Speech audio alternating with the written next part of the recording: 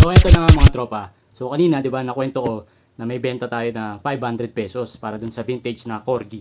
So ngayon naman, yung kinita natin dun sa corgi o sa laruan, pambabayad naman natin para naman dun sa pinagawa kong damit. To, papakita ko sa inyo yung damit. So yan yung mga damit na pinagawa natin. O di ba? Ito may bayar na tayo dito. Itong ating plan for today. So etong baleno natin. Yan, meron tayo ditong Dragon Ball Z, si Goku. Meron din tayong Wolverine. Yan. Tapos meron din tayong Ghost Fighter. Yan. So kung mapapansin nyo mga tropa, ang gamit kong damit is baleno.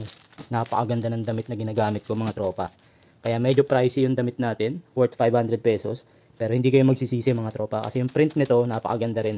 Lalo na to, mukhang hindi ko nabibenta tong mga to. Mukhang ako na lang gagamit ng mga to.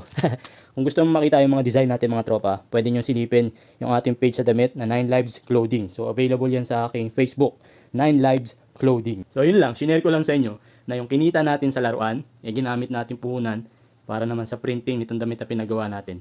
So yung magiging kita nito mga tropa, so 2,000 to kung mabibili lahat.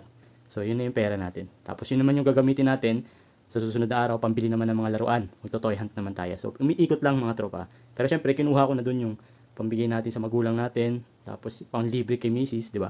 Tsaka syempre para lagi tayo may pera sa ating mga bulsa. Yun lang mga tropa, buti pa si Tonton. Peace. Bye.